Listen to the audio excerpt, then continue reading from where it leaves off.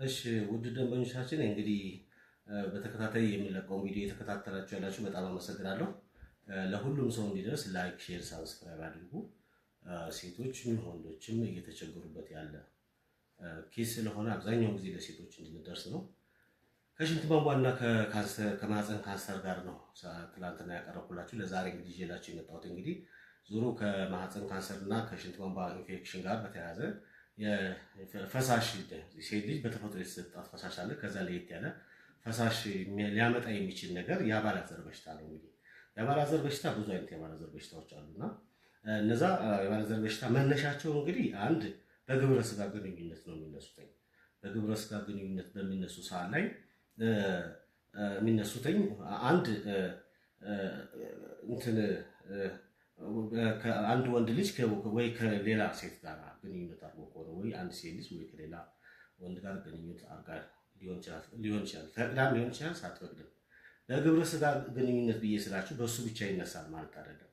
አንዳንድ ጊዜ ወንዶች ሽንት ቤት ላይ ቆሞ ነው ሽንታቸውን የሚሸንተኝ እና አንድ ወንድ ልጅ የአባላዘር በሽታ የታመመ ወንድ ልጅ ቆሞ ሽንቱን ሸንቶ በሄደበት ቦታ ላይ አንድ ሴት ልጅ ደግሞ ንጹህ ምንም አይነት ነገር ከወንድም ጋር ግንኙነት በሌለባት ሰዓት ላይ ወይም ባለቤቷም ወደ ሌላ ቦታ ሄዶ ግንኙነት ባላደረገበት ልብሷን ፓንቷን ታወልቅና ቁጭ ብላ ሽንት ትሸናለች። ሽንት በምትሸናበት ሰዓት ላይ ሽንት ወጥሯት ከሆነ ከዛ ወንድ ልጅ ቀድሞ ሽንት ሸንቶ ሄደው የአባላዘር በሽታ ያለበት ልጅ ሸንቶ ከሄደበት ቦታ ላይ ቁጭ ብላ በምትሸናበት ሰዓት ላይ ከሽንት ቤቱ የሚነሳ ነጠብጣብ ሰውነቷን ሊያገኛት ይችላል፣ ወይም ፓንቷን ልብሷን ይነካካታል እና በዛን ሰዓት ላይ ያንን ፓንት ለብሳ በምትሄድበት ሰዓት ላይ ከወንድ ጋር ባለቤቷም ከሴት ጋር ግንኙነት ሳያደርግ እሷም ከሌላ ወንድ ጋር ምንም አይነት ግንኙነት ሳይኖራት አባላዘር በሽታ ይመጣል።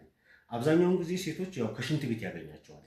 ከሽንት ቤት ያገኛት ሴት ልጅ አባላዘር በሽታ ሲመጣ ከትዳር ውስጥ ግጭት ሊፈጠር ይችላል። አንተ ነህ ያመጣው፣ አንቺ ነሽ ያመጣሽው የሚባል ነገር አለና ሁል ጊዜ ስለ አባላዘር በሽታ በምታስቡበት ሰዓት ላይ አባላዘር በሽታ በግብረ ስጋ ግንኙነት ብቻ አይደለም የሚመጣው። በግብረ ስጋ ግንኙነት እንደመምጣቱም ከሽንት ቤት ሴቶችን ያገኛቸዋል። ሁለተኛ ደግሞ በሰላምታ ነው ይመጣል። አንድ ወንድ ልጅ በተፈጥሮ ፈሳሽ አይቶ ከሽንት ውጭ ፈሳሽ አይቶ አያውቅም እና ለመጀመሪያ ጊዜ ፈሳሽ ሲመጣበት ምንድን ነው ብሎ እጁን ያን የሚመጣው ፈሳሽ በእጁ ነካክቶ ሊሆን ይችላል እና ከሽንት ቤት ሲመለስ እጁን ካልታጠበ ሰላም ሴቶችን ወይም ወንዶችን ሰላም ሊል ይችላል እና ወንዶችም ከብልት ጋር በተያያዘ እጃቸውን ሳይታጠቡ ከብልት ጋር ኮንታክት ካደረጉ ወይም ንክኪነት የሚፈጠር አይነት ከሆነ ምንም አይነት ነገር በሌለበት በኮንታሚኔሽን ወይም በንክኪ የአባላዘር በሽታ ይመጣል። ሆነም ቀረም የአባላዘር በሽታ ሴቶች ብዙውን ጊዜ ልብ አይሉትም፣ በተፈጥሮ ፈሳሽ ስላላቸው። ወንዶች ናቸው ፈሳሽ አይቶ ስለሚያውቁ እየሮጡ ይመጣሉ እና ወንድ ልጅ የአባላዘር በሽታ ታሞ ከሆነ ሴቷ አባላዘር በሽታ ይኖርባታል። የሚመጣበት ሚንስ ምንም ይሁን ምን ወንድ መጥቶ አባላዘር በሽታ ከተገኘበት ሚስትም አብራ መታከም አለባት። ሚስት አባላዘር በሽታ ከተገኘባት ደግሞ ባልም አብሮ መታከም አለበት እና ኢንፌክሽን በሚሆንበት ሰዓት ደግሞ ወንዶች አይሰማቸውም። ወንዶች ቦታው ስለማይመች ረዥም ነው ብልታቸው፣ ሁለተኛ ደግሞ ቀዳዳው ቀጭ ስለሆነ እና ወንዶች ላይ መራባት አይችሉም ባክቴሪያዎቹ።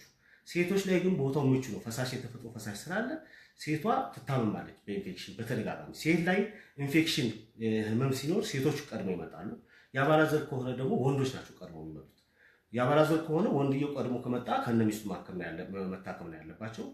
ሴት ልጅ ደግሞ የሽንት ቧንቧ ኢንፌክሽን ሆኖባት እሷ ከመጣች ወንድየው መታከም አለበት። ወንድየው የማያመው ባክቴሪያ ሲሆን ወንድየው ላይ መራባት ስለማይችል እሷን ብቻ የምትታከም ከሆነ ወንድየው ላይ ያለው መራባት ያቃተው ከእሷ ውስጥ ያለውን አሁን እያመማት ያለውን አክመን ስንመለስ በቀጣይ ግንኙነት ሲያደርጉ እሱ ጋር መራባት ያልቻለች ባክቴሪያ ወይም ቦታው ያልመቻቸው ብሎ ሳይራቡ ቁጭ ብሎ ያሉ ባክቴሪያዎች ወደ እሷ ማህፀን ይገቡና በተደጋጋሚ ሴት ለኢንፌክሽን ትዳረጋለች እና የሽንት ቧንቧ ኢንፌክሽን የሚመጣበት ያው በኮንታሚኔሽን ነው የሚመጣው።